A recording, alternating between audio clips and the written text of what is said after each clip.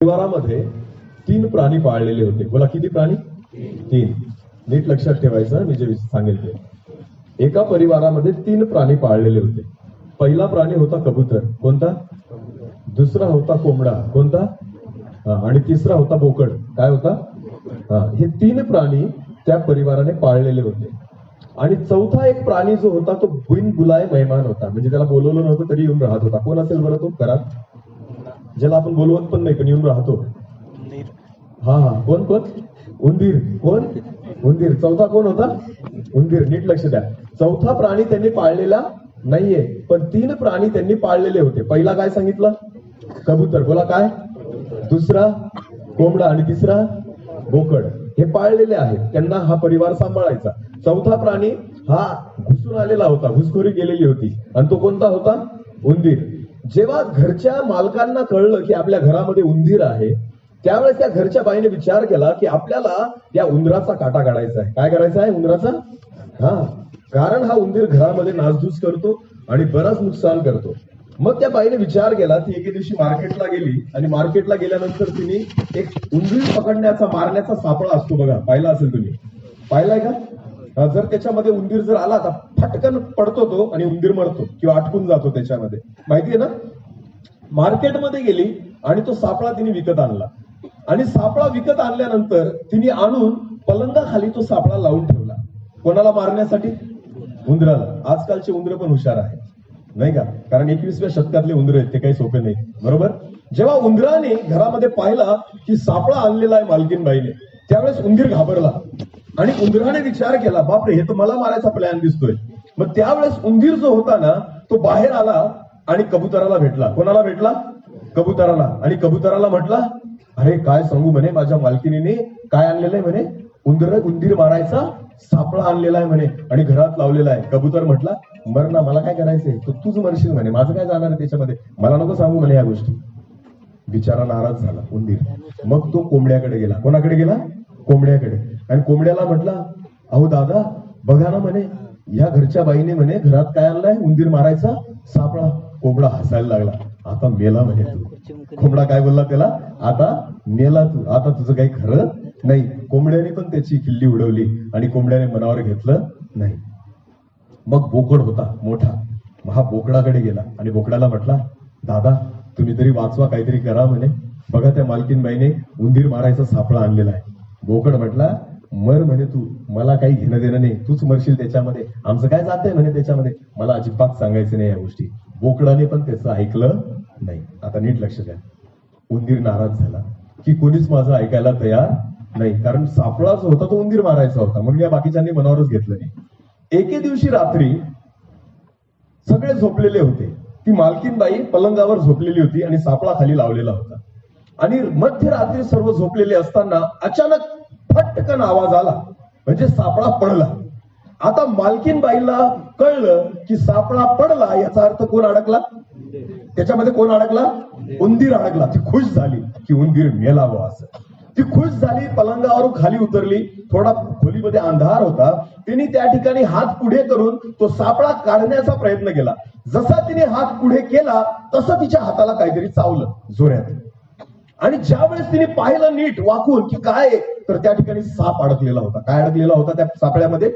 साप अडकलेला, एक विषारी साप, जो त्या सापळ्यावर आला आणि तो सापळा पडला. आणि तो चौथाळ्याला साप जो होता ना, तो साप रागाने तिच्या हाताला चावला. आणि तिला कळलं की मला कोण चावलं? साप चावला. आता ती घाबरली, नवऱ्याला उठवलं आणि त्या अर्ध्या रात्री तो नवरा उठला, लगेच गावात पळत गेला. एक वैद होता, त्या वैदाला बोलून आणलं आणि तिला गुंगी यायला लागली होती, विष चढायला लागलेलं होतं. त्या वैदूनी येऊन त्या ठिकाणी तिला औषधोपचार केला आणि सांगितलं, लवकरात लवकर आत्ताच्या आत्ता एक कबूतर मारा आणि त्याचं सूप तिला प्यायला द्या म्हणे. काय बोलला? आत्ताच्या आत्ता एक कबूतर मारा आणि त्याचं सूप तिला प्यायला द्या, म्हणजे विष उतरायला मदत होईल. आता घरामध्ये काय होतं? कबूतर. त्यांनी कबूतर घेतलं आणि मारलं. आता कबूतर पातेल्यामध्ये शिजत आहे. कबूतर कुठं आहे? पातेल्यामध्ये शिजत आहे. मस्त त्याचं सूप वगैरे केलं, त्या बाईला पाजलं, तिचं विष हळूहळू उतरलं आणि तिला बरं वाटायला लागलं. दुसऱ्या दिवशी सकाळी काही नातेवाईकांना कळलं की अरे, अशा आपल्या नातेवाईकाच्या घरी कोणाला तरी साप चावला. तर नातेवाईक भेटायला आले त्या ठिकाणी. आणि नातेवाईक दुसऱ्या दिवशी भेटायला आले, तिची तब्येत वगैरे विचारली, फळं बिळं घेऊन आले. आणि नातेवाईक आल्यानंतर घरच्या माणसाने विचार केला, अरे इतक्या दिवसाने आपले नातेवाईक आले, चला आपण काहीतरी जेवण केलं पाहिजे. अरे जा रे कोंबडा काप म्हणे. काय म्हटलं? जा आणि कोंबडा काप. आता कोणाचा नंबर लागला? कोंबड्याचा. कोंबडा कापला, आता कोंबडा पातेल्यामध्ये आहे. समजते तुम्हाला? कोण मेला? कोंबडा मेला. मग त्या ठिकाणी जेवण वगैरे झाले. दुसरा दिवस उजाडला. आता त्या बाईला एकदम बरं वाटायला लागलं. मग त्यांनी विचार केला की आता एक काम करू, देवाने मला वाचवलं ना, तर आता मंडळीच्या लोकांना आपण जेवण देऊ. काय करू? मंडळीच्या लोकांना आपल्याकडे जो बोकड आहे ना म्हणे, तो आपण कापू आणि सगळ्या मंडळीच्या लोकांना काय देऊ? जेवण देऊ. समजते तुम्हाला? हा, बस रविवार आला, उपकार स्तुतीची मीटिंग ठेवली आणि मंडळीसाठी काय कापला? बोकड. कबूतर पण मेलं, कोंबडा पण मेला आणि बोकड पण मेला. जिवंत कोण राहिला? फक्त सापळा कोणासाठी आणला होता आणि मेले कोण? म्हणून बऱ्याचदा हा विचार नका करू, याच्यासाठी वचन आहे. नाही नाही नाही नाही, वचन आपल्यासाठी पण आहे. हालेलुया. बऱ्याचदा आपण याच्या त्याच्यावर ढकलतो आणि अपर मनावर घेतले, अरे हे तर माझ्यासाठी नव्हतंच, मी तर पाप करतच नाही, मी तर चुकतच नाही, मी तर चर्चला जातो, मी तर प्रार्थना करतो, मी तर उपवास करतो. नीट लक्ष द्या, जी धार्मिकता तुम्हाला वाटते की तुम्हाला वाचवू शकेल, जरुरी नाहीये की ती तुम्हाला वाचवेलच असं. म्हणून ज्या ज्या वेळेस परमेश्वर आपल्याशी बोलतो ना, त्या प्रत्येक वचनाकडे आपण कान लावणं गरजेचं आहे. कारण बहुधा असं होतं की आपल्याला वाटतं की मी योग्य रीतीने चाललेलो आहे, पण बऱ्याचदा आपल्याला कळत नाही की आपल्या चुका कुठं असतात. हालेलुया. म्हणून बऱ्याचदा त्या ठिकाणी उंदरासाठी सापळा आणला, त्यांना वाटले याच्याने आपला काही फरक पडणार नाही. पण तुम्हाला माहिती, उंदरालाच काही झालं नाही. कोण मेलं? ते तिघ जे हसत होते. समजतंय तुम्हाला? तिघ जे हसत होते ना, तेच त्या ठिकाणी ज्यांना वाटतं आम्ही सुरक्षित आहोत, आणि जो मरणार होता तो वाचला. तुम्हाला माहितीये, प्रभू येशू ख्रिस्तासोबत पहिला सुखलोकात जाणारा शिष्य नव्हता, तर एक चोर होता, जो आयुष्यभर प्रभू येशू सोबत फिरला नाही, जो फक्त शेवटच्या क्षणाला प्रभू येशू ख्रिस्तासोबत वधस्तंभावर खेळलेला होता. आणि त्याने स्वतःचं जीवन प्रभू येशूला दिलं आणि म्हटलं, हे प्रभू, जेव्हा तू तुझ्या गौरवानिशी येशील, मज पाप्याची आठवण ठेव. शेवटच्या क्षणी पश्चाताप केला आणि तो सुखलोकामध्ये प्रभू येशू ख्रिस्तासोबत पहिला गेला. तुम्हाला माहितीये, 12 शिष्य जे अहोरात्र येशू सोबत होते, 3.5 वर्ष येशू सोबत चालले, त्यांच्यापैकी एकाचा नाश झाला, यहूदा इस्कारियोतचा, आणि 11 लोक तारले गेले. पण तुम्हाला माहितीये, जो चोर कधीच येशू ख्रिस्तासोबत फिरला नाही, शेवटच्या क्षणी पश्चाताप करून स्वर्गीय जीवनाचा वारस झाला. Hallelujah, hallelujah. हलक्यात घेऊ नका आत्मिक जीवन, ख्रिस्ती जीवन हलक्यात घेऊ नका. प्रियांनो, तुम्ही आणि मी ज्या जीवनामध्ये जगतोय, ज्या काळामध्ये जगतोय ना, स्वतःकडे फार लक्ष द्या. वचनात लिहिलेलं आहे, ज्याला वाटतं मी उभा आहे त्याने पडू नये म्हणून सांभाळा. जर तुम्हाला वाटतं मी आत्मिक जीवनामध्ये उभा आहे, जर तुम्हाला वाटतं मी योग्य आहे, जर तुम्हाला वाटतं माझा विश्वास चांगला आहे, तुम्हाला माहितीये 5 मूर्ख आणि 5 शहाण्या कुमारांबद्दल बायबल म्हणतं की ह्या दाहींकडे दिवे होते, दिवे लावलेले होते, पेटवलेले होते, दाहींची तयारी पण झालेली होती, स्वतःला त्यांनी सजवलेलं पण होतं. ते सगळे वराची वाट पाहत होते. चूक एकच आहे की 5 कुमारांनी तेल घेतलं सोबत आणि 5 जणींनी घेतलं नाही, तरी नाकारल्या गेल्या. लक्षात घ्या, तयारी झालेली आहे, दिवे लावलेले आहे, दिव्यामध्ये तेल पण आहे, वराची वाट पण पाहतायत. पण लक्षात घ्या, चूक एक आहे की बऱ्याचदा आपण स्वतःकडे लक्ष देतो, तयारीकडे, बऱ्याचदा आपल्या दिव्यांकडे आपण लक्ष देतो, पण आपल्याला वाटत नाही की कुपीमध्ये तेलाची पण गरज आहे.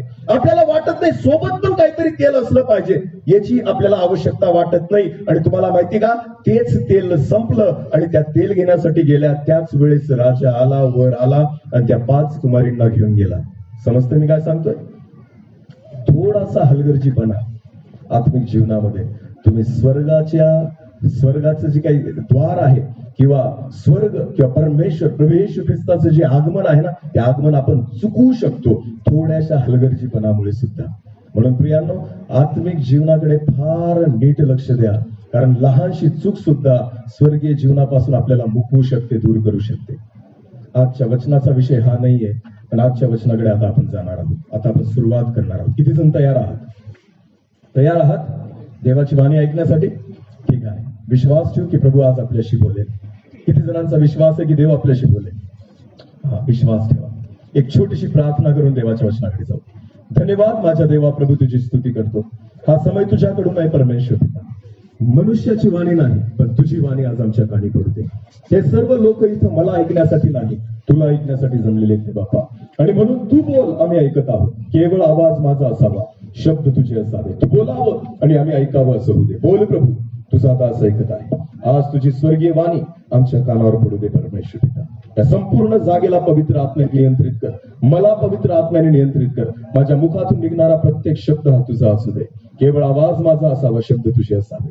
मी घटावं आणि तूच वाढावा, आणि तुलाच महिमा मिळावी असं होऊ दे. सर्व आदर, मान, महिमा, गौरव, सन्मान तुझा आहे, तुलाच देतो. प्रार्थना आहे प्रभू तुझ्या पवित्र आणि गोड नावाने मागितली, आमेन. जे वचन सुरुवातीला वाचलं गेलं ना, आपण तेच काढणार आहोत. स्तोत्रसंहिता अध्याय 127. स्तोत्रसंहिता अध्याय 127 आणि वचन 1 आपण वाचू. स्तोत्रसंहिता अध्याय 127 आणि वचन 1 वाचू बरं कोणीतरी मराठीत. परमेश्वर जर घर बांधित नाही, परमेश्वर जर घर बांधत नाही, तर ते बांधणाऱ्यांचे श्रम व्यर्थ आहे. तर ते बांधणाऱ्याचे श्रम व्यर्थ आहे. आता नीट लक्ष द्या, माझ्याकडे बघा सगळ्यांनी. परमेश्वर जर घर बांधत नाही तर बांधणाऱ्याचे श्रम व्यर्थ आहे. अनेकदा वाचलं, आपल्याला तोंडी पाठ आहे वचन, पण आता माझ्याकडे लक्ष द्या सगळ्यांनी. कोणतंही घर बांधताना, इकडे बघा माझ्याकडे, कोणतंही घर बांधताना, आता मला एक सांगा, ह्या घराचे जे मालक आहेत, हे घर बांधण्याच्या अगोदर ते कुठे राहत होते? कुठे राहत होते? बाहेर का घरात? हा, बाहेर का घरात? घरात, बरोबर आहे ना? याच्या अगोदर सुद्धा ते कशामध्ये राहत होते? घरात. पण ज्या वेळेस नवीन घर बांधायचं असतं, त्यावेळेस आपल्याला जुनं सोडायची तयारी ठेवली पाहिजे. नीट लक्ष द्या. जर जुनं घर सोडण्याची तुमची तयारी नसेल तर तुम्ही नवीन घरात जाऊ शकत नाही, किंवा जुनं जे आहे ते जुनं झालेलं आहे. जोपर्यंत तुम्हाला अशी जाणीव होत नाही तोपर्यंत तुम्ही नवीन बांधू शकत नाही. समजतं मी काय सांगतोय? समजतंय का? बघा, नवीन घराची आवश्यकता माणसाला का जाणवते? कारण जुन्या घरामध्ये आता ते राहिलेलं नाही ज्याची आम्हाला गरज आहे. जुनं घर आता आम्हाला समाधानी करत नाही, जुनं घर आता आम्हाला पुरेसं नाही. ज्यावेळेस या सगळ्या गोष्टी तुमच्या जीवनामध्ये आवश्यकता निर्माण होतात, तेव्हा तुमची गरज असते की तुम्ही काय बांधावं? नवीन घर. बोला, काय बांधावं? नवीन. परमेश्वर जर घर बांधत नाही तर बांधणाऱ्याचे श्रम व्यर्थ आहे. नीट लक्ष द्या. जर देवाला आपलं घर बांधायचं आहे ना, सेम हीच गोष्ट आहे की जुनं सोडल्याशिवाय परमेश्वर तुमच्या जीवनामध्ये नवीन घर बांधणार नाही. जुनं सोडण्याची तयारी पाहिजे. नीट लक्ष द्या. घर भाड्याचं असेल तर सोडावं लागतं, आणि जुनं बांधून नवीन करायचं असेल तर तोडावं लागतं. समजते का मी काय सांगतोय? असे बघू नका माझ्याकडं. मी इब्री भाषेत बोलतोय का? मराठी कळते सगळ्यांना? हा, असे इतके गंभीर होऊ नका. नीट लक्ष द्या. जरा मी ज्यावेळेस हा नाही काहीतरी उत्तर द्या. सगळ्यांनी आपले तोंड आणलेत सोबत? सगळ्यांनी आणलेत? किती लोक जिवंत आहेत? हात वर करा. सगळे? सगळे आहेत ना? मग बोलत जा. हालेलुया. हा, ज्यावेळेस मी काहीतरी विचारेल ना त्याचे उत्तर द्या. समजते मी काय सांगतोय? हा, नीट लक्ष द्या. जर नवीन घर बांधायचं असेल, जर तुम्ही भाड्याच्या घरात राहता तर ते सोडावं लागतं नवीन घरात जाण्यासाठी. आणि जर स्वतःच्या घराच्या जागेवर नवीन घर बांधायचं असेल तर जुनं काय करावं लागतं? तोडावं लागतं. बोला, जुनं काय करावं लागतं? तोडावं लागतं. त्याच्याशिवाय नवीन बांधू शकत नाही. परमेश्वर जर घर बांधत नाही तर बांधणाऱ्याचे श्रम व्यर्थ आहे. तुम्हाला माहितीये, देवाला तुमच्या जीवनामध्ये जर काहीतरी नवीन करायचं असेल तर तुम्हाला जुनं सोडण्याची तयारी असली पाहिजे. जुन्या गोष्टी सोडण्याची तयारी तुमची झाली पाहिजे. जुनं जीवन तोडण्याची तयारी तुमची झाली पाहिजे. जर जुनं तुम्ही सोडणार नाही तर नवीन काहीच अनुभवू शकणार नाही. पण आज प्रॉब्लेम काय माहिती का? सगळे म्हणतात परमेश्वराने माझं घर बांधलं पाहिजे. देव म्हणतो जुनं ते सोड पहिले. जुन्या गोष्टी सोड, जुने स्वभाव सोड, जुने विचार सोड, जुन्या सवयी सोड, जुनं जीवन सोड, जुनी धार्मिकता सोड. अरे सगळ्या जुन्या गोष्टी टाकाव्या लागतील तर जाऊन परमेश्वर तुमच्यासाठी काहीतरी नवीन तयार करू शकतो. तर परमेश्वर तुम्हाला काहीतरी नवीन अनुभव देऊ शकतो. जर तुम्हाला वाटतं देवाने माझ्यासाठी काहीतरी नवीन करावं तर जुनं सोडणं आणि जुनं तोडणं गरजेचं आहे. हालेलुया. एक वचन वाचू. उत्पत्ती याचा 12वा अध्याय वचन 1 पासून पुढे. उत्पत्ती याचा 12वा अध्याय वचन 1 पासून पुढे. परमेश्वराने अब्रामास सांगितले, परमेश्वराने अब्रामाला सांगितले, तू आपला देश व आपला देश व आपले नातेवाईक व आपल्या बापाचे घर सोडून व आपल्या बापाचे घर सोडून मी दाखवीन त्या देशात जा. मी दाखवीन त्या देशामध्ये जा. मी तुझपासून मी तुझ्यापासून मोठे राष्ट्र निर्माण मोठे राष्ट्र निर्माण करेल. मी तुला आशीर्वाद देईन. मी तुला आशीर्वाद देईन. तुझे नाव मोठे करीन. तुझे नाव मोठे करीन. तू आशीर्वादित तू होशील. आशीर्वादित होशील. तुझे जे अभिष्ट चिंततील हा? त्यांचे मी अभिष्ट त्यांचे मी अभिष्ट चिंतेल. तुझे जे अनिष्ट चिंतितील हा? त्यांचे मी अनिष्ट करीन. आता नीट लक्ष द्या. परमेश्वराने जेव्हा अब्राहमाला पाचारण केलं, अब्राहमाला बोलवलं, तर देवाने काय सांगितलं? पहिली गोष्ट अब्राहमाला सांगितलं, जुनं ते सोड, तर मी तुला नवीन देईल. हालेलुया. सर, तुझ्यापासून मोठं राष्ट्र झालं पाहिजे, तू आशीर्वादित झाला पाहिजे, तुझा वंश आशीर्वादित झाला पाहिजे, तुझ्याद्वारे अनेक पिढ्या आशीर्वादित झाल्या पाहिजे, तर तुला आता जे तुझं जुनं आहे ना ते सोडावं लागेल. तू तुझा बाप, तुझ्या बापाचं घर, तुझी शेतीवाडी, तुझं घरदार, तुझं जे काही प्रॉपर्टी आहे, तुझा देश आहे, हे सगळं सोड आणि मी सांगतो त्या देशामध्ये जा, तुझ्याद्वारे मी एक मोठं राष्ट्र निर्माण करेन. हालेलुया. अब्राहमाला परमेश्वराने पहिल्यांदा सोडायला लावलं जुनं आणि तरच मी तुला नवीन देईल, हे अभिवचन परमेश्वराने दिलं. नीट लक्ष द्या विश्वासी लोकांनो. जर देवाकडून काहीतरी नवीन प्राप्त करण्याची अपेक्षा करता, जर परमेश्वराकडून मला काहीतरी नवीन मिळवून घ्यायचंय, तर सर्वात महत्वाची गोष्ट आहे जुनं सोडा. जोपर्यंत तुम्ही जुन्या गोष्टी सोडत नाही, तुम्ही म्हणाल आम्ही दारू प्यायचं सोडून दिली, तंबाखू खायचं सोडून दिली, आम्ही सिगरेट प्यायचं सोडून दिली, खोटं बोलणं सोडून दिलं, चोऱ्या करणं सोडून दिलं. हे ठीक आहे हो, हे सोडून दिलं. तुम्हाला माहिती आहे आज जुनं काय सोडण्याची गरज आहे आपल्याला विश्वासी लोकांना? जुनी धार्मिकता सोडा. हा, जुनी धार्मिकता सोडण्याची गरज आहे. का? कारण आपण स्वतःला अडकून ठेवले रविवार मध्ये. आपल्याला वाटतं रविवार हा देवाच्या उपासनेचा वार आहे. गाणे पण तसेच म्हणतो आपण. गाणे पण आज का दिन, आणि सोमवारपासून शनिवार कोणी बनवला?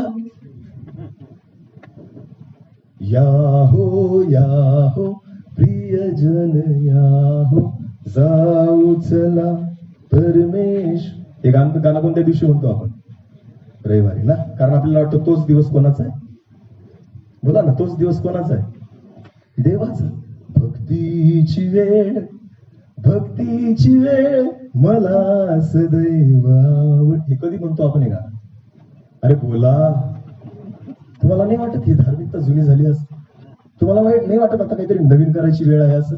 तुम्हाला नाही वाटत एक रविवार तुमची धार्मिकता टिकून ठेवू शकत नाही? अरे सोपी गोष्ट आहे. खिशातला मोबाईल सुद्धा दिवसातून कितीदा चार्जिंग करावा लागतो? अरे बोला, कितीदा चार्जिंग करावा लागतो? जर त्या मोबाईलला तुम्हाला जिवंत ठेवायचंय ना, तर दिवसातून कमीत कमी 2दा त्या मोबाईलला चार्ज करावं लागतं. तर मला एक सांगा, तुमच्या आणि परमेश्वराचे संबंध टिकून राहण्यासाठी केवळ रविवारची भक्ती पुरेशी नाहीये, केवळ ते 2 तासाची भक्ती पुरेशी नाहीये. आज 3 तास रविवारी चर्च असतं, बाकी साहेबाप्रमाणे येतात शेवटी केव्हा दानार्पणाच्या वेळेस. हा, त्यांना वाटतं तुमच्या 10 रुपयाचीच परमेश्वर वाट बघतोय. हा, देवाचं वचन म्हणतं स्वर्गामध्ये रस्ते कसलेत? अरे बोला, कसलेत? सोन्याचे. आपले घर बिर विकून जरी परमेश्वराला आपण पैसा दिला ना, तरी सुद्धा त्याच्या संपत्तीशी आपली कंपॅरिझन होऊ शकत नाही. तुम्ही आणि मी देवाला काहीच देऊ शकत नाही, त्याने तुम्हाला आणि मला दिलेला आहे. हालेलुया. आज अनेक विश्वासी लोकांची परिस्थिती हीच आहे. आपल्याला वाटतं आपण चर्चला जातो तर देवावर उपकार करतो. बिलकुल नाही. देवाला आपली गरज नाही, आपल्याला देवाची गरज आहे. मनुष्याला कळलं पाहिजे. परमेश्वर तुमची वाट बघतो. हे कसं काय? अरे आपण देवाची वाट बघितली पाहिजे. परमेश्वराच्या अगोदर आपण तिथं उपस्थित असलो पाहिजे. इथं तर परमेश्वर अगोदर जातो आणि आपण मस्त साहेबाप्रमाणे नंतर जातो आपल्या वेळेनुसार. हा, आत्ताची गाणं चालली असतील. अरे होऊ द्या, दानार्पणाचं गाणं होऊ द्या, मग जाऊ. वचनाच्या वेळेत जाऊ आपण. हे तुम्ही कोण ठरवणार आहे? जेमतेम आठवड्यातून 3 तास भक्ती असती, त्याच्यातला पण अर्धा 1.5 तास तुम्ही खाऊन गेले आणि 1.5 तासाची भक्ती केली. 1.5 तास मोबाईल चार्जिंग करा आणि आठवडाभर पूर्वाभर चालेल का बघा? तुमचा मोबाईल फक्त 1.5 तास आठवड्यातून चार्ज करा आणि जर तो चालत असेल ना, तर तुम्ही पण तसंच चालवा. अरे मी तुम्हाला सांगतो, संध्याकाळ होईपर्यंत तुमच्या मोबाईलची चार्जिंग उतरून जाईल. तुम्हाला माहिती, ही जी आपली धार्मिकता जुनी आहे ना, ही संध्याकाळपर्यंतच टिकते. सोमवारपासून शनिवारपर्यंत ही धार्मिकता तुम्हाला वाचवू शकत नाही. जर प्रभू येशू ख्रिस्ताचं आगमन सोमवार ते शनिवारच्या दरम्यान झालं ना, तर ही जी आपली धार्मिकता आहे 2 तासाची 1.5 तासाची, ही तुम्हाला वाचू शकत नाही. आणि प्रभू येशूने सांगितलेलं नाहीये, स्टॅम्पवर लिहिलेलं नाहीये की मी रविवारी येईल असं. तो कधीही येऊ शकतो. म्हणून देवाचं वचन म्हणतं, वेळी अवेळी तयार असा. हालेलुया. प्रत्येक क्षणी परमेश्वरासाठी तयार असा. तुम्हाला माहितीये, जर तुम्हाला वाटतं देवाने एक नवीन घर माझ्यासाठी बांधवावं, परमेश्वराने नवीन काहीतरी माझ्यासाठी तयार करावं, या जुन्या गोष्टी सोडण्याची गरज आहे. ही जुनी धार्मिकता सोडण्याची गरज आहे. जुन्या रूढी परंपरा सोडण्याची गरज आहे. काहीतरी नवीन प्राप्त करा. हालेलुया. मी जो तुम्हाला शिकवतोय, बोलतोय ना, मी पण तुमच्यातलाच होतो. पौल म्हणतो, जसे तुम्ही होता तसा मी होतो, पण जसा मी आज आहे तसे तुम्ही व्हा. हालेलुया. मिशन मंडळीतलाच आहे मी पण. मी असाच होतो. मला सुद्धा वाटायचं मी म्हणजे दूतच आहे. मला असं वाटायचं स्वर्ग तर माझ्या बापाचंच आहे, असं मला वाटायचं. 25 वर्षापर्यंत ह्याच गैरसमजेमध्ये मी जगत होतो. का? कारण बाप्तिस्मा झालेला होता, प्रभू भोज घेत होतो, बाहेर जाऊन तंबाखू पण खात होतो, बाहेर जाऊन मुलांसोबत टुकारपणा पण करत होतो, दारूच्या सवयी माझ्या जीवनामध्ये होत्या. या सगळ्या गोष्टी करायचो, चर्चला यायचो. मला वाटायचं कुठं जाईल, कुठं जाईल. अरे स्वर्ग येथे धर्मशाळा नाही की कोणी केव्हाही जाऊ शकेल. अजिबात शक्य नाही, अजिबात नाही. ही धार्मिकता आपल्याला वाचू शकत नाही. तुम्हाला जुनं ते सोडावंच लागेल. काहीतरी नवीन केल्याशिवाय. तुम्हाला माहितीये, येशू ख्रिस्ताचं सगळ्यांनी ऐकलं, कोणी नाही ऐकलं. बायबलमध्ये वाचा, मत्तई, मार्क, लूक, योहान, 4 शुभवर्तमानामध्ये येशू ख्रिस्ताचं सगळे ऐकायचे. जकातदार ऐकायचे, पापी लोक ऐकायचे, साधारण लोक ऐकायचे. कोण नाही ऐकायचं येशूचं? शास्त्री, फरुशी ना, ज्यांना बायबलचं काय होतं पूर्ण ज्ञान, ते अजिबात येशूचं ऐकायचे नाही. कारण त्यांना वाटायचं हा काहीतरी नवीनच बोलतो. आम्ही सगळं जुनं धरून ठेवलंय, घट्ट धरून ठेवलंय, हे आम्ही सोडणार नाही. मी म्हणत नाही बायबलच्या बाहेर जा, अजिबात नाही. वचनाप्रमाणे सगळ्या गोष्टी करा. ज्या येशूने केल्या त्या आपल्याला करणं गरजेचं आहे. आमेन. ज्या शिष्यांनी केला त्या आपल्याला करणं गरजेचं आहे. प्रियांनो, नीट लक्ष द्या. जुन्या गोष्टी, जुनी धार्मिकता आता तोडण्याची गरज आहे. काहीतरी नवीन पर्यंत जाण्याची गरज आहे. तरच परमेश्वर तुमच्या जीवनाद्वारे काहीतरी नवीन निर्माण करू शकतो. Hallelujah, hallelujah. एक वचन वाचू, चला एक वचन वाचू. 2 कोरिन्थ 5 अध्याय 17 वचन. पाणी असेल तर पाण्याची बाटली आणून द्या प्लीज. 2 कोरिन्थ याचा 5वा अध्याय वचन 17 वाचू आपण. म्हणून जर कोणी ख्रिस्ताच्या ठायी असेल, नीट कान देऊ नाही का? म्हणून जर कोणी ख्रिस्ताच्या ठायी असेल तर तो नवी उत्पत्ती आहे. तर तो नवी उत्पत्ती आहे. जुने ते होऊन गेले, जुने ते होऊन गेले, पहा ते नवे झाले आहे. पहा ते नवे झाले आहे. आमेन. परत एकदा सिस्टर माझ्यासाठी प्लीज वाचा. म्हणून जर कोणी ख्रिस्ताच्या ठायी असेल तर तो नवी उत्पत्ती आहे. तर तो नवीन उत्पत्ती आहे. जुने ते होऊन गेले, जुने ते होऊन गेले, पहा ते नवे झाले. पहा ते नवे झाले आहे. नीट लक्ष द्या. जर तुम्ही प्रभू येशू ख्रिस्ताच्या ठायी आहात, देवाचं वचन म्हणतो तो नवीन उत्पत्ती आहे. सगळ्या जुन्या गोष्टी मरायला पाहिजे, सगळ्या जुन्या गोष्टी संपायला पाहिजे. मी नेहमी म्हणतो, तुम्हाला आणि मला काय वाटतं याच्याने काही फरक पडत नाही. देवाला काय वाटतं याच्याने फरक पडतो. नीट लक्ष द्या. आज आपली धार्मिकता कशावर आधारित आहे माहिती तुम्हाला? आपल्याला काय वाटतं त्याच्यावर. आणि देवाची अपेक्षा आहे त्याला काय वाटतं त्याच्यावर आपली धार्मिकता आधारित असावी. हालेलुया. आपण सगळं बायबल वाचतो, आपल्याला सगळं बायबल तोंडी पाठ आहे. मी तुम्हाला सांगतो, प्रेषितांच्या कृत्यामध्ये तुम्हाला कधीच त्या वचनाकडे लक्ष गेलं नाही का, की त्या वेळेची ख्रिस्ती जीवन, ख्रिस्ती मंडळी कशी होती? वाचलंय तुम्ही कधी त्याच्यामध्ये प्रेषितीय मंडळीच्या बाबतीमध्ये, की त्या काळचं ख्रिस्ती जीवन काय होतं? बायबल असं म्हणतं, ते रोज प्रेषितांच्या संगतीमध्ये, सहभागितेमध्ये, शिक्षणामध्ये आणि रोज भाकड मोडण्यामध्ये तत्पर असत. हालेलुया. रोज प्रार्थना, रोज वचन, रोज सहभागिता, रोज प्रभुभोज, ही त्यांची अवस्था होती. हे रोज त्या या गोष्टी करायचे. का? कारण त्यांना माहिती होते गरजेचं आहे. आमेन. नुसतं आठवड्यातून एक दिवस गरजेचा नाही. जुनं ते होऊन गेलं, सर्व नवीन झालं आहे. आमेन. जुनं सोडावं लागेल.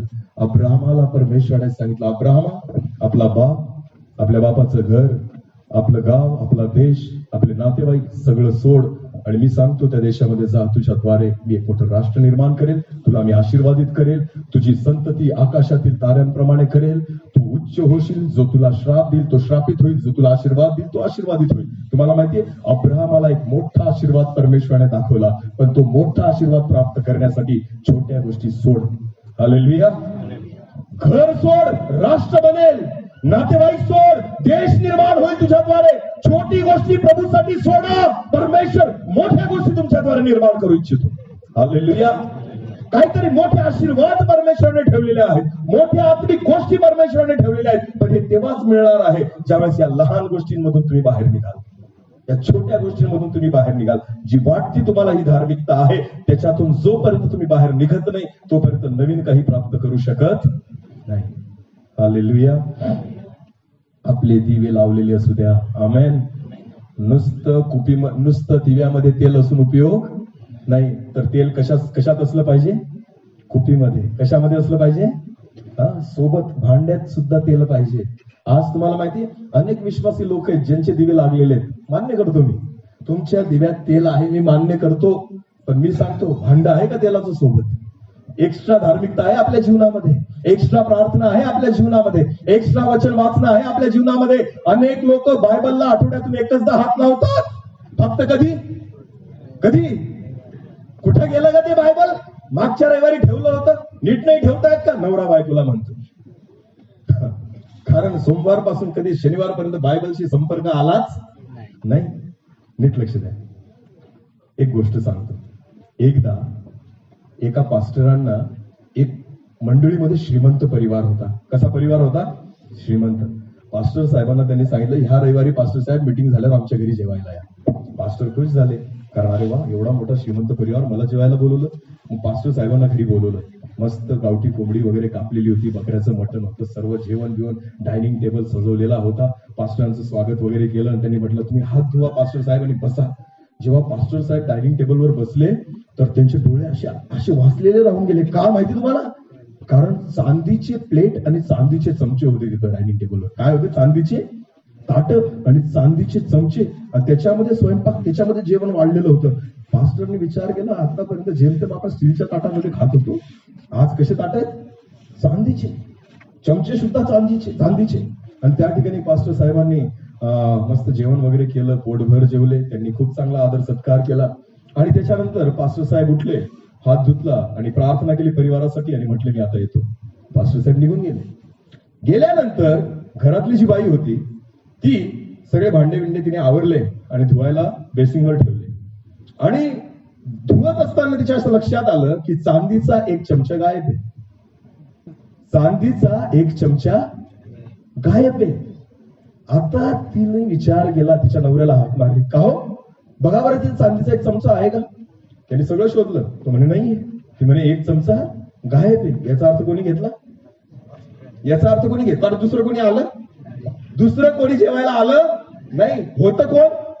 पास्टर होते फक्त जेवायला. मग याचा अर्थ 100% चमचा कोणी चोरला? पास्टरांनी. त्यांच्या डोक्यात पूर्ण फिड बसलं. 100% पास्टरांनी चमचा खिशात घातला आणि पास्टर घेऊन गेले. त्यांच्या डोक्यात आला. पण आता बोलायचं कसं ना पास्टरांना? त्यांनी विचार केला, थांबा, एखाद दिवशी बरोबर आपण बघू. 2 आठवडे जाऊ दिले त्यांनी. आणि 2 आठवडे गेल्यानंतर परत एकदा पास्टरांना सांगितलं, पास्टर परत या जेवायला आमच्याकडे, आमची इच्छा आहे तुम्ही परत या. आता पास्टरांना त्यांनी परत जेवायला बोलवलं आणि त्यांनी विचार केला, आता आपण नीट लक्ष द्यायचं यांच्याकडे, हे काय करतात ते. तर दोघं नवरा बायकोंनी बोलवलं, जेवणाची सोय केली, परत जेवायला बसले. परत चांदीच्या प्लेटा, चांदीचे चमचे, सगळ्या याच्यात जेवण वाढलं. पास्टर साहेब खातायत, बघ ते एकदम टक लावून बघतायत पास्टर काय करताय, एखादा चमचा खिशात घालतात का काय. नीट लक्ष दिलं, पण पास्टरांनी तसं काही केलं नाही. जेवण वगैरे झालं, हात वगैरे धुतले. पास्टर म्हणे प्रार्थना करतो. ते म्हटले, थांबा, प्रार्थना नका करू म्हणे. खरं सांगा पास्टर, 2 आठवड्यापूर्वी जेव्हा तुम्ही आले होते, आमचा एक चमचा चोरला ना? डायरेक्ट विचारलं. त्या बाईला राहवलं गेलं नाही. तिने डायरेक्ट विचारलं, खरं सांगा, 2 आठवड्यापूर्वी तुम्ही आमचा एक चमचा चोरला ना? पास्टर म्हटले, नाही, तुम्हीच जेवायला आले होते, मला माहिती होतं इतके चमचे होते, एक गायब होता, तो तुम्हीच चोरला. पास्टर म्हटले, मी खरं सांगतो, तुमचा चमचा मी चोरला नाही. त्याच डायनिंग टेबलच्या शेजारी एक टेबल ठेवलेला होता, त्याच्यावर बायबल होतं. काय होतं? बायबल ठेवलेलं होतं, त्या घरातलं बायबल. पास्टरने सांगितलं ते बायबल उचला. त्यांनी उचललं. आता बायबल उघडा म्हणे. त्यांनी बायबल उघडलं. चमचा बायबलमध्ये होता. चमचा कुठं होता? बायबलमध्ये होता. पास्टरांनी सांगितलं, जर हे बायबल तुम्ही 2 आठवड्यात एकदा जरी उघडलं असतं ना, तुम्हाला तुमचा चमचा सापडला असता. याचा अर्थ असा होतो, 2 आठवडे झाले तुम्ही बायबलला हात सुद्धा लावला, बायबलला हात सुद्धा लावला, तरी म्हणतो आपण मी काय आहे? ख्रिस्ती. बोला, मी काय आहे? ख्रिस्ती. जो कधी बायबलला हात सुद्धा लावत नाही. चुकून सुद्धा आजकालची तरुण पिढी चर्च मध्ये मोबाईल घेऊन जाईल पण बायबल घेऊन जाणार नाही. कारण मोबाईल जड नाही होत. तुम्हाला काय जड होतं? अरे बोला, काय जड होतं? बायबल. स्वर्गात कोण घेऊन जाणार आहे तुम्हाला? Mobile, Android mobile. अरे बोला, ऍपलचा मोबाईल. काय घेऊन जाईल स्वर्गात तुम्हाला? तुमच्या मोबाईल मध्ये बायबलचं ऍप डाउनलोड करू नका. फालतू गोष्टी भरून ठेवलेल्या आहेत त्याच्यामध्ये तुम्ही. फेसबुक आहे त्याच्यामध्ये, इंस्टाग्राम आहे त्याच्यामध्ये, आणि काय बघतात हे मला चांगलं माहितीये. या सगळ्या गोष्टी अजिबात पवित्र शास्त्र त्याच्यामध्ये डाउनलोड करू नका. कारण त्याच मोबाईल मध्ये तुम्ही घाणेरड्या गोष्टी बघतात, त्याच मोबाईल मध्ये तुम्ही घाणेरडी चॅटिंग करतात, आणि त्याच मोबाईल मध्ये पवित्र शास्त्र जे जिवंत देवाचं वचन आहे. बायबल म्हणतं प्रारंभी शब्द होता, शब्द देवाचा होता, शब्दच देव होता, वचन परमेश्वर आहे. परमेश्वराचं वचन म्हणतं त्या वचनाला, त्या देवाला तुम्ही त्या मोबाईल मध्ये डाउनलोड करून ठेवलेलं आहे, ज्याच्यामध्ये तुमचं इंस्टाग्राम चालतं, ज्याच्यामध्ये तुमचं फेसबुक चालतं, ज्याच्यामध्ये सगळ्या घाणेरड्या गोष्टी जगभरातल्या भरलेल्या आहेत. वचन सांगतं जगाशी मैत्री देवाशी काय आहे? वैर आहे. ज्या मोबाईल मध्ये तुम्ही जगाशी मैत्री केलेली आहे त्याच मोबाईल मध्ये परमेश्वरला ठेवलेलं आहे. नीट लक्ष द्या. परमेश्वर म्हणतो जगाशी मैत्री देवाशी वैर आहे. नाही होऊ शकत दोघं गोष्टी. काय वाटतं तुम्हाला? जुनं तोडावं लागेल. जुनं तोडल्याशिवाय नवीन बांधता येणार नाही. जुनं सोडल्याशिवाय नवीन उभारता येणार नाही. म्हणतो आपण अनेकदा, परमेश्वर जर घर बांधत नाही तर बांधणाऱ्याचे श्रम व्यर्थ आहे. देवाला जर काहीतरी बांधू द्यायचंय ना, तर जुनं सोडण्याची आणि जुनं तोडण्याची तयारी असली पाहिजे. जर ती तोडण्याची माझी तयारी नसेल तर माझा परमेश्वर तुमच्याद्वारे नवीन काही निर्माण करू शकत नाही. परमेश्वर रिपेरिंग करणारा नाही, परमेश्वर निर्माण करणारा परमेश्वर आहे. Hallelujah, hallelujah. प्रगटीकरणाच्या पुस्तकामध्ये वाचा, शेवटच्या समयाला ज्यावेळेस प्रभू येशू ख्रिस्त येणार आहे, ज्यावेळेस जगाचा न्याय निवाडा होणार आहे, तो पृथ्वीला रिपेअर नाही करणारे, हलवून हलवून पूर्णपणे नाश करणारे, तोडून नवीन आकाश, नवीन पृथ्वी आणि नवीन यरूशलेम उतरणार आहे. आमेन. माझा देव खराब झालेल्या गोष्टी रिपेअर नाही करत. माझा परमेश्वर नवीन निर्माण करणारा परमेश्वर आहे. हालेलुया. परमेश्वराला जर स्वतःला तयार करू द्यायचे, नवीन काहीतरी निर्माण करू द्यायचे, सुनं एक तर तोडावं लागेल किंवा सुनं एक तर सोडावं लागेल. त्याच्याशिवाय नवीन निर्माण होऊ शकत नाही. रिपेअरिंग माझा परमेश्वर करत नाही, अजिबात नाही. तो क्रिएटर आहे. हालेलुया. तो निर्माण करणारा परमेश्वर आहे. आमेन. जुनं सोडा, जुनी धार्मिकता सोडा, काहीतरी नवीन करण्याची वेळ आलेली आहे. आमेन. नुसती रविवारची आराधना आपल्याला नाही वाचू शकत.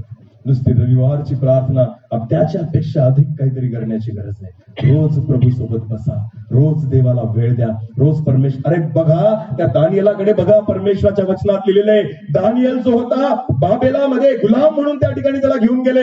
शद्रक, मेशक, अबेदनगो त्याच्यासोबत होते. पण वचन सांगतं रोज नित्य नियमाप्रमाणे दानियल जो होता 3 टाइम परमेश्वराच्या चरणी बसून त्याची प्रार्थना करायचा. हालेलुया. एका परराष्ट्रामध्ये गुलाम म्हणून असताना सुद्धा दानियेलाने त्याचं जीवन सोडलं नाही, दानियेलाने त्याची धार्मिकता सोडली नाही. मला एक सांगा, आपल्याला किती मोकळीकता आहे. पटेल तेव्हा प्रार्थना करू शकतो, पटेल तेव्हा वचन वाचू शकतो. प्रियांनो, असे देश आहेत की ज्या देशामध्ये बायबल तुम्ही स्वतः सोबत बाळगू शकत नाही, याची तस्करी केली जाते अनेक देशांमध्ये. त्या लोकांना विचारा वचन काय असतं. आज आपल्याला सहज मिळते, तर आज आपल्याला त्याची किंमत राहिलेली नाही. म्हणून बायबल म्हणतं वचनाचा दुष्काळ पडेल. काय पडेल? तेव्हा ख्रिस्ती लोकांना वचनाची किंमत कळेल. वचनाचा, तुम्हाला माहिती अन्नाची किंमत केव्हा कळते? जेव्हा काय असतो? दुष्काळ. आमच्या पिंपळनेरला या पाणी इतकं आहे ना की लोकांना पाण्याची किंमत नाही. पिंपळनेरच्या माणसाला धुळ्याला नेऊन ठेवायचं. कुठं? धुळ्याला. 8 दिवसांनी पाणी येतं. किती दिवसांनी? 8 दिवसांनी. मग त्याला 1-1 लिटर पाण्याचं महत्व कळतं. समजते का? मग तो अजिबात पाणी सांडणार नाही, व्यर्थ पाणी वाया जाऊ देणार नाही. जिथं कमतरता आहे ना तिथं त्या गोष्टीची किंमत असते. आज वचन एवढं मिळतंय. मी म्हणतो नवापूर हा जो पट्टा आहे ना आपला गुजरात पर्यंतचा, एवढे वचन आलेले आहेत. बापरे, एवढे परमेश्वराच्या सेवक घेऊन गेलेले आहेत ना. आता फक्त येशू बाकी यायचा. त्याची तारीख भेटली असते तर तुम्ही त्याला पण बोलवलं असतं. पण तो देत नाही. हालेलुया. आता फक्त तोच राहिलाय, बाकी सगळे येऊन गेले इथं. जगभरातल्या सेवकांना तारखा देऊन बोलून घेतलंय आपण आतापर्यंत. नवापूर विस्तार, सोनगड व्याराचा विस्तार जो आहे ना, आतापर्यंत जगभरातल्या सेवकांना फरक काय पडला? फरक काय पडला? फरक नाही पडत नुसते वचन ऐकल्याने, वचनाप्रमाणे चालण्याने फरक पडतो. हालेलुया. कोण राहिले आता येण्याचं? काय राहिले आता सांगण्याचं? प्रगटीकरण आरपवले आले बिचारे, 6 दिवस गरम पाणी पिऊन त्या ठिकाणी त्यांनी शेवटच्या काळाविषयी संदेश दिला. आम्ही थोड्या दिवस टीव्ही पाहणं बंद केलं, मोबाईल पाहणं बंद केलं, परत जैसे थे. हालेलुया. परत जैसे थे. परत तोच टीव्ही, तीच सिरियल आणि तोच पिक्चर. आमच्यात काही जास्त दिवस फरक पडला? कोरोना आला, सगळ्यांना कोण आठवला? आणि कोरोना गेला परत. काय ती प्रार्थना, काय ते वचन ऐकायचो आम्ही, काय बापरे चर्चला जायचो, काय ती ओढ लागली होती. आणि कोरोनाच्या पिरियड मध्ये प्रत्येकाला कोण आठवायचा? देव. कारण काय? जीव इथं आला होता ना, निघायला आला होता जीव. त्यावेळेस कोण आठवत होता? देव. आणि आता कोरोना निघून गेला, परत देवा तू कोण? आणि नाही, कोरोना गेला, दुसरा एखादा आहे अजून बसलेला. नीट लक्षात द्या, परमेश्वराला अधूनमधून या गोष्टी का कराव्या लागतात माहितीये? आपल्याला वळण लावण्यासाठी, त्याच्या जवळ बोलवण्यासाठी. हालेलुया. हालेलुया. जुनं तोडावं लागेल, जुनं सोडावं लागेल, जुन्या सवयी सोडाव्या लागतील, तर काहीतरी नवीन निर्माण होऊ शकतं. हालेलुया. जुनं सोडा आणि नवीन स्वीकारा, तरच परमेश्वर काहीतरी नवीन तयार करेल. आमेन. आमेन. देवाचं वचन म्हणतं, जुनं ते होऊन गेलं, पहा सर्व काय झालंय? नवीन झालंय. आमेन. हालेलुया. बरं, मला एक सांगा, इकडे बघा. नवीन घर बांधलं, समजा ह्या जागेवर जुनं घर होतं असं आपण गृहीत धरू. इथं होतं का पहिले घर? नाही होतं. पण असेल समजा, असं आपण गृहीत धरू, जुनं घर होतं, ते तोडून नवीन बांधलं. जुन्या घराच्या विटा तुम्ही नवीन घराला लावाल? जुन्या घराचे पत्रे नवीन घराला लावाल? जुन्या घरातलं मटेरियल तुम्ही नवीन घराला लावाल? नाही. नवीन घराला काय वापरलं जातं? नवीनच गोष्टी वापरल्या जातात. हालेलुया. जुनं काहीच चालत नाही. जर नवीन बांधायचं असेल ना, सगळ्या वस्तू कशा लागतात? विटा कशा लागतात? सिमेंट कसं लागतं? नवीन. सगळे जे काही रॉड आहेत ते कसे लागतात? दरवाजे कसे लागतात? कारण घर कसं बांधतोय आपण? नवीन. जर नवीन निर्माण करायचंय देवाला, नवीन घर बांधायचंय ना, सगळ्या जुन्या वस्तू, जुने स्वभाव, सगळ्या जुन्या गोष्टी तुम्हाला सोडल्याशिवाय, नवीन गोष्टी अंगीकारल्याशिवाय परमेश्वर नवीन काही तयार करू शकत नाही. हालेलुया. चला एक वचन वाचू. मत्तई शुभवर्तमान, मार्क शुभवर्तमान याचा दुसरा अध्याय. मार्क शुभवर्तमान याचा दुसरा अध्याय, वचन 18 पासून पुढे वाचू आपण.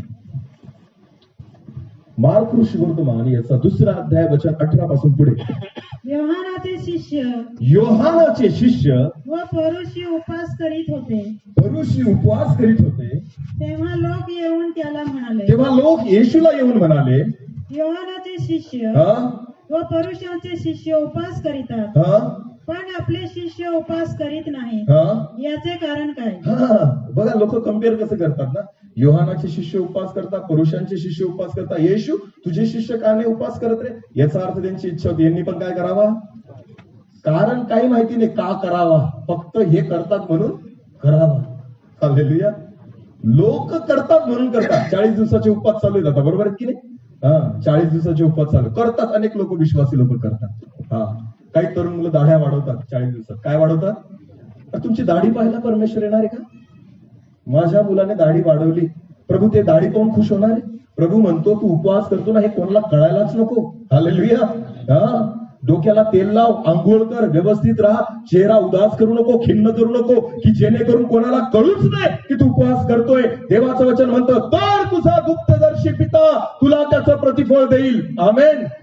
उपवास सांगून करण्याची गोष्ट नाहीये, उपवास दुसऱ्यांना दाखवण्याची गोष्ट नाहीये. तुम्हाला माहितीये, 40 दिवसाचे उपवास आले की रूढी परंपरेनुसार आपण 40 दिवसाचे उपवास करतो. आपले काम करतो, आपला जॉब करतो, आपलं कॉलेज करतो, सगळ्या गोष्टी करतो, प्रार्थना करत नाही. फक्त काय करतो? याला डायटिंग म्हणतात, याला उपवास म्हणत नाही. नीट लक्ष द्या, डायटिंग मध्ये आणि उपवासात फरक आहे. न खाणं 2 टाइम याला डायटिंग म्हटलं जातं. उपवास कशाला म्हणतात माहिती का? की शरीराला काही न देणं पण आत्म्याला भरपूर देणं याला म्हणतात उपवास. हालेलुया. पश्चातापी हृदयाने परमेश्वराच्या चरणी बसणं याला म्हणतात उपवास. की शरीराला भुकं ठेवणं आणि आत्म्याची काळजी घेणं याला म्हणतात उपवास. नुसतं पोट भुकं ठेवणं याला उपवास म्हणत नाही, याला डायटिंग म्हटलं जातं मेडिकल भाषेमध्ये. 40 दिवसाची डायटिंग चाललेली आहे, उपवास नाही. जर तुम्हाला उपवास करायचे असतील ना, या 40 दिवसात देवाच्या सोबत बसा, रोज परमेश्वरासोबत बसा.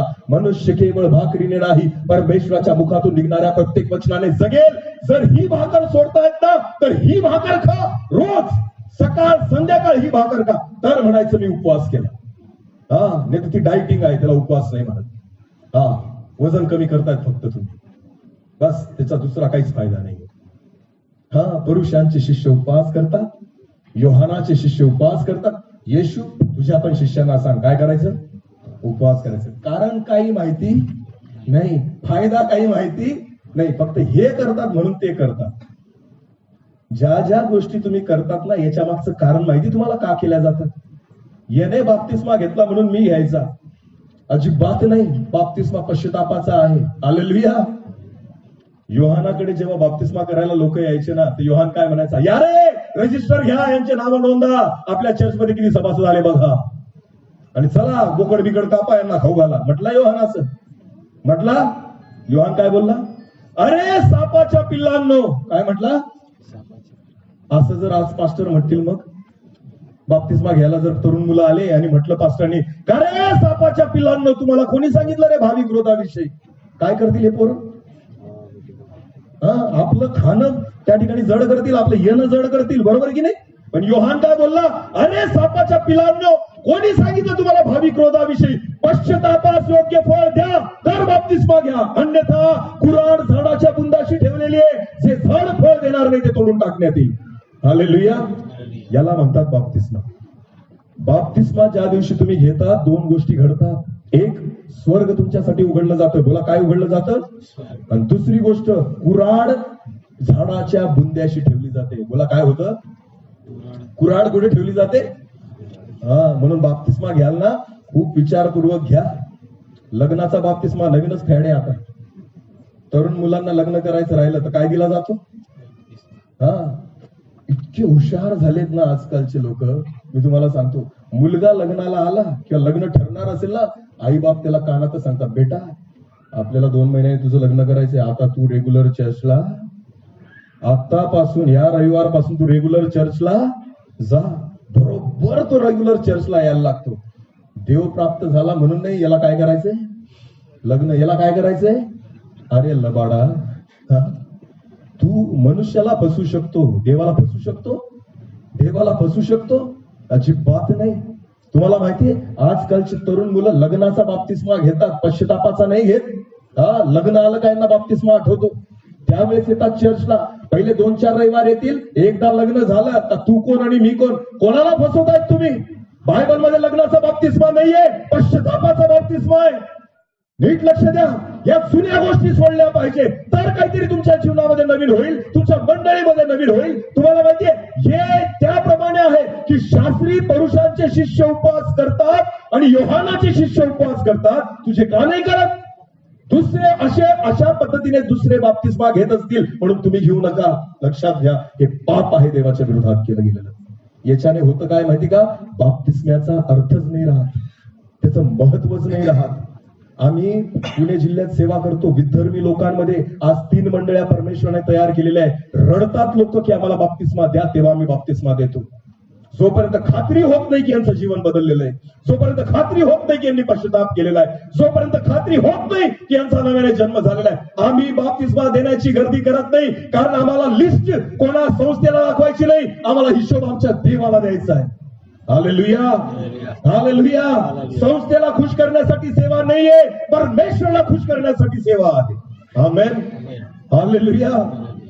जुनं तोडावंच लागेल तर काहीतरी नवीन तयार होऊ शकतं. हालेलुया. मी काही खूप धार्मिक आणि खूप नीतिमान नाहीये हो. मी सांगतो का या गोष्टी माहिती का, अनुभव केल्या माझ्या जीवनामध्ये. माझ्या देवाने मेलेल्यातून उठवलं, पापातून काढलं, लायकी नसताना आज तुमच्या समोर उभं केलेलं आहे. आमेन. मी तर तेव्हाच संपलेलो होतो. जर माझ्या परमेश्वराने माझ्यावर कृपा केली नसती ना, मी आज तुमच्या समोर उभं राहिलो नसतो. म्हणून मी घाबरत नाही, घाबरतच नाही. मेलो तेव्हा असतो ना. आता दुसरं काय कराल तुम्ही? माराल, दुसरं काय कराल? जो तुमच्या शरीराचा नाश करू शकतो त्याचं भय धरू नका, पण जो तुमच्या शरीराचा आणि आत्म्याचा नाश करू शकतो त्याचं भय धरा, देवाचं वचन म्हणतं. आमेन, आमेन. सोडल्या पाहिजे काहीतरी गोष्टी. जुनं ते धरून चालणार नाही, जुनं ते सोडावं लागेल, जुनं ते तोडावं लागेल. दुसरा नाही सोडणार, दुसरा नाही तोडणार. ही जबाबदारी तुमची आहे. तर परमेश्वर काहीतरी नवीन तयार करेल. आमेन. वाटतं आपल्याला की परमेश्वराने घर बांधावं. केव्हा बांधेल? जेव्हा जुनं घर सोडाल, जेव्हा जुनं घर तोडाल, त्यावेळेस परमेश्वर नवीन बांधकामाला सुरुवात करेल. आमेन, आमेन. पण जुनं सोडत नाही तोपर्यंत नवीन तयार होणार नाही. जुनं वाईट आहे. एक वचन वाचू, खूप सुंदर वचन आहे. पौल खूप सुंदर म्हणतो या ठिकाणी.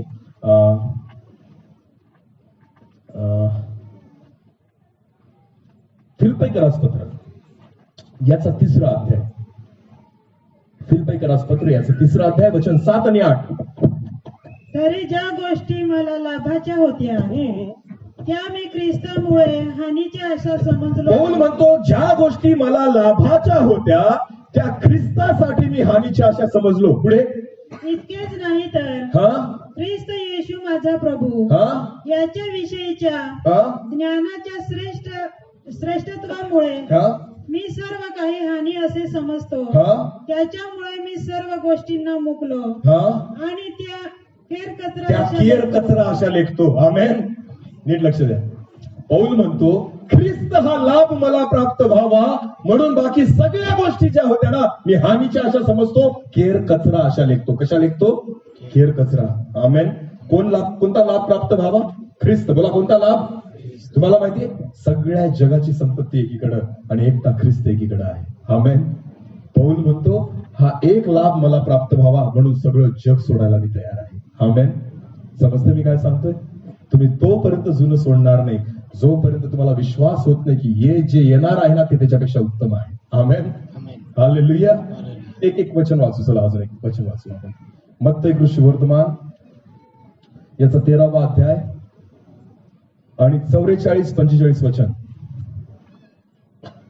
मत्तई सुवर्तमान याचा 13वा अध्याय, वचन 44 आणि 45.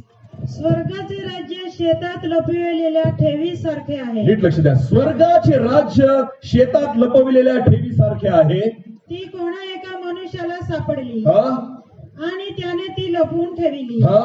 मग आनंदाच्या भरात तो जातो, आपले सर्वस्व विकतो. आपले काय करतो? सर्वस्व विकतो. याचा अर्थ जे होतं ते विकून टाकलं. काय? तर नवीन खरेदी करण्यासाठी. आमेन. हालेलुया. नवीन विकत घेण्यासाठी जुनं काय करावं लागेल? विकावं लागेल. बोला, काय करावं लागेल? मी नाही म्हणत, वचन म्हणतं. हालेलुया. सर्वस्व विकून टाकलं असं म्हटलेलं आहे, कारण ती नवीन ठेव विकत घेता यावी. आमेन. आत्मिक जीवन प्राप्त करण्यासाठी, स्वर्गीय जीवन प्राप्त करण्यासाठी, ख्रिस्त हा लाभ प्राप्त करण्यासाठी जुन्या सगळ्या गोष्टी सोडण्याची तयारी पाहिजे. आमेन. पुढे वाचा, पुढे वाचा. आणि ते शेत विकत घेतो. आणखी स्वर्गाचे राज्य चांगल्या मोत्याचा शोध करणाऱ्या, स्वर्गाचे राज्य चांगल्या मोत्याचा शोध करणाऱ्या कोणा एका व्यापाऱ्यासारखे आहे. कोणा एका व्यापाऱ्यासारखे आहे. त्याला एक अति मौल्यवान मोती आढळले. त्याला एक मूल्यवान मोती आढळला. मग त्याने जाऊन आपले सर्वस्व विकले. इथं पण तेच म्हटलंय, आपले सर्वस्व विकले आणि ते विकत घेतले. आणि तो मोती विकत घेतला. आमेन. नवीन विकत घेण्यासाठी जुनं विकावं लागेल. हालेलुया. मी असं नाही म्हणत प्रॉपर्टी विकून द्या. माझं म्हणणे जुनं सोडून द्या. हालेलुया. जुनं विकण्याची तयारी ठेवा, तरच नवीन खरेदी करता येईल. आमेन. उत्तम पाहिजे असेल ना, तर जे आता तुमच्याकडे आहे ना, जे तुम्हाला वाटते हे सोडून द्या. ही धार्मिकता सोडून द्या. काहीतरी नवीन प्राप्त करा. हालेलुया. हालेलुया. चला एक शेवटचं वचन वाचू. एक शेवटचं वचन. मार्क सुवर्तमान याचा 2रा अध्याय. जे आपण सुरुवात केली होती ना उपवासाविषयी, की शास्त्री पुरुषांचे शिष्य उपवास करतात, तुझे करत नाही. तिथून पुढे वाचा सिस्टर. येशू त्यांना म्हणाला, वरड्याबरोबर वर आहे. वरड्याबरोबर वर आहे. तोपर्यंत उपवास करणे त्यांना शक्य आहे काय? शक्य आहे काय? वर त्याच्यापासून आहे काढून घेतलं. हा, वर त्यांच्या बरोबर आहे तोपर्यंत त्यांना उपवास करणे शक्य नाही. वर त्यांच्यापासून काढून घेतल्यावर ते उपवास करतील. पुढे वाचा सिस्टर, पुढे वाचा त्याच्या पुढे. हा, कंटिन्यू करा त्याच्या पुढे. तरी असे दिवस येतील की हा, वर त्यांच्यापासून काढून घेतला जाईल. हा, तेव्हा त्या दिवसात ते उपवास उपवास करतील. पुढे. कोणी कोऱ्या कपड्याचे ठिगळ जुन्या वस्त्राला लावित नाही. हा, पुढे. लाविले तर ते धड करण्याकरिता लाविले ठिगळ त्याला म्हणजे हा, जुन्याला फाडिते. बरोबर. आणि छिद्र मोठे होते. हा, पुढे वाचा.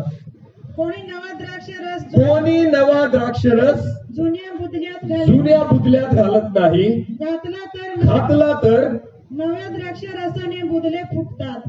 नव्या द्राक्षरसाने बुदले फुटतात. म्हणून द्राक्षरस सांडतो द्राक्षरस सांडतो व बुदलेही निकामी आणि होतात. बुदले पण निकामी होतात. म्हणून नवा द्राक्ष रस नव्याच बुदल्यात घालतात. हा, नीट लक्ष द्या जुन्या बुदल्यांनो. बघा इकडं, नवा बुदला तयार करावा लागेल तर नवीन गोष्टी येतील, नाही तर बुदले फाटतील असं म्हटलेलं आहे. अनेक लोक म्हणतात सर तुमचं वचन लागलं, लागायलाच पाहिजे, प्रभू बोलतोच त्याच्यासाठी. हालेलुया. हा ना, अनेक ठिकाणी मी जातो, कानावर अशाच गोष्टी येतात की सर तिथं मी असं ऐकलं की तुम्ही बोलले ना, लोकांना लागलं. अरे प्रभू बोलतोच त्याच्यासाठी तुम्हाला लागावं. बिना लागायसाठी प्रभू बोलतच नाही. मी म्हणतो जेव्हा लागलं तेव्हा समजून जायचं प्रभू बोलला. हालेलुया. हा, परमेश्वराची इच्छा आहे तुम्हाला लागावं, कारण लागल्याशिवाय बदलणार नाही, लागल्याशिवाय जीवन बदलणार नाही. प्रभू म्हणतो की तुम्हाला लागावं. परमेश्वर ज्यावेळेस बोलतो मनुष्याला लागतं आणि ते लागलंच पाहिजे. तुम्हाला माहितीये बायबल म्हणतं नवीन द्राक्षरस जुन्या बुदल्यामध्ये घेतला तर बुदले फाटतात. म्हणून काहींना सहन नाही होत की हे काय बोलतोय हा. आम्हाला माहितीये इतके वर्ष झाले, पिढ्या झाल्या आमच्या, हा काय आला आम्हाला शिकवायला. तुमचे बुदले जुने झालेले आहेत म्हणून तुम्हाला सहन नाही होत. तुमचे बुदले लगेच फाटतात. बायबल म्हणतं नवीन द्राक्षरस कोणत्या बुदल्यात घालतात? नवीन बुदल्यात. स्वतःला नवीन करा. परमेश्वर जर घर बांधत नाही तर बांधणाऱ्याचे श्रम. देवाला नवीन बांधू द्या, कारण जुने बुदले निकामी होतील, त्याच्यामध्ये नवीन गोष्टी येऊ शकत नाही. प्रभू येशू म्हणतो निकोदेमसला, निकोदेमस नव्याने जन्मल्याशिवाय देवाच्या राज्यात कोणी प्रवेश करू शकत नाही. Hallelujah, hallelujah. नव्याने जन्म घेणं गरजेचं आहे. वचन देव आपल्याला हिनवण्यासाठी बोलत नाही, पण देव आपल्याला सुधरवण्यासाठी बोलतो. देवाची अपेक्षा आहे की आपण बदलावं. ही धार्मिकता काफी नाहीये, तुम्हाला कुपीमध्ये तेल घ्यावं लागेल. आमेन. नुसतं दिव्यातलं तेल पुरेसं नाही, तुम्हाला सोबत भांड्यात तेल ठेवावं लागेल. प्रभू येशू ख्रिस्ताचं येणं होईपर्यंत एवढी धार्मिकता पुरेशी नाही, तुम्हाला धार्मिकता वाढवावी लागेल. तरच तुम्ही प्रभू येशू ख्रिस्ताच्या आगमनासाठी तयार होऊ शकतात, अन्यथा होऊ शकत नाही. आमेन, आमेन. तर वाटतं आपलं घर परमेश्वराने बांधावं? वाटतं का नाही? बाकीच्यांना नाहीच वाटत. हात वर करा, वाटतं का नाही? मग जुनं सोडायची तयारी आहे, जुनं तोडायची तयारी आहे. हालेलुया. विश्वास ठेवता की जे देव देणार आहे ते याच्यापेक्षा चांगलं असेल. विश्वास आहे. आमेन, हालेलुया. मला एक सांगा प्रियांनो, ज्या ब्रदरनी हे घर खूप सुंदर बांधलेलं आहे घर, नाही का, जुनं घर याच्यापेक्षा चांगलं असेल का? नाही ना. नवीन कसं असेल त्याच्यापेक्षा? असं कधी झालंय का की जुनं घर खूप भारी होतं आणि नवीन आम्ही छोटं बांधलं, असं होईल? नाही. कधी पण जुन्यापेक्षा नवीन कसं असतं? चांगलं. जुन्यापेक्षा नवीन कसं असतं? चांगलं. विश्वास ठेवा, जे देव नवीन दिल ना ते याच्यापेक्षा चांगलं असेल. हालेलुया. आज जे तुम्ही जगताय, जी तुम्हाला धार्मिकता वाटते ना, त्याच्यापेक्षा नवीन गोष्टी अतिशय उत्तम आहेत. Hallelujah, hallelujah. त्याचं जिवंत उदाहरण तुमच्या समोर आहे. जुना माणूस मरून गेला, जो कोणाच्याच कामाचा नव्हता. नवीन माणूस तुमच्या समोर उभा आहे. आज प्रभू अनेक ठिकाणी उपयोगी करत आहे. हालेलुया. जुनं पाडल्याशिवाय नवीन तयार होऊ शकत नाही. देवाची अपेक्षा आहे की तुम्ही जुनं त्याच्या हातात देऊन द्यावं, सोडावं, तोडावं आणि नवीन उभारण्यासाठी प्रभूला म्हणा, प्रभू तू घर बांध. आमेन. तू तयार कर. विश्वासाने सांगतो जे देव निर्माण करेल ना ते अतिशय उत्तम असेल. आमेन. देवाची अपेक्षा आहे की तुम्हाला ते द्यावं. हालेलुया. तुम्हाला राग आला का? मला काही फरक पडत नाही. मी सहज विचारलं. तुम्हाला वाटलं मी क्षमा कशाला मागू, देव बोलला. मी सहज विचारलं. आला तर येऊ द्या, लागलं तर लागू द्या. डॉक्टर गोळ्या कशा देतो? गोड गोळ्या देतो का? कशा देतो? कडू. बरं कशाने वाटतं? जर डॉक्टरांनी दवाखान्यामध्ये कॅडबरी वाटायला सुरुवात केली, लोक बरे होतील? अरे बोला, होतील का? नाही ना. मग डॉक्टरला कशा गोळ्या ठेवाव्या लागतात? कडू. म्हणून आहे ना, बरं जर वाटायचं असेल तर हे स्वीकारावंच लागेल. आमेन. ज्याला कान आहेत तो बाकीच्यांनी कान काढून ठेवा, काही प्रॉब्लेम नाही. प्रभू म्हणतो वचन कोणासाठी? ज्याला कान आहेत तो ऐके. बाकीच्यांनी दुर्लक्ष करा, नो प्रॉब्लेम. माझं काही नाही जात, सरकारी दवाखाना आहे. हालेलुया. मोफत औषधोपचार चाललेला आहे, घ्यायचं तर घ्या, नाही तर मी माझे हात धुवून मोकळा पिलातासारखा. यांच्या पापाचा मी दोषी, यांच्या रक्ताचा मी दोषी नाहीये. मी देवाचा दास आहे, त्याचं काम करून चाललोय. राग आला येऊ द्या, वाईट वाटलं वाटू द्या, वचन लागलं लागू द्या, फरक नाही पडत. चुकतो म्हणून लागतं, जर चुकणार नाही तर लागणार आहे का? नाही. म्हणून लागत असेल तर सुधरा. जर वचन टोचत असेल तर येऊ द्या, त्रास होऊ द्या, पण वचनाप्रमाणे चालण्याचा प्रयत्न करा. आमेन. कारण देवाची अपेक्षा आहे. हालेलुया. खडकाळ जमीन, काटेरी जमीन, रस्ता आणि चांगली जमीन तुम्ही निवडा की वचन कोणत्या जमिनीत घ्यायचंय. आमेन. चांगल्या जमिनीत घ्या, 30 पट 60 पट 100 पट फळ भेटेल. आमेन. बाकी कोणती जमीन असेल ना तिच्यामध्ये फळ येणार नाही. तुम्ही तयार करा स्वतःचं मन, देवाचं वचन स्वीकारा आणि आशीर्वादित व्हा. देवाला घर नवीन बांधू द्या, जुनं सोडा, जुनं तोडा. परमेश्वर जे नवीन तयार करेल ते अद्भुत असेल. हालेलुया. आपले डोळे झाकू, यावेळेस प्रार्थनेमध्ये सर्वजण आपले डोळे बंद करू. धन्यवाद पिता. माझ्या देवा, आज परत एकदा तुझी वाणी आमच्या कानावर येऊ दिलीस त्याबद्दल धन्यवाद.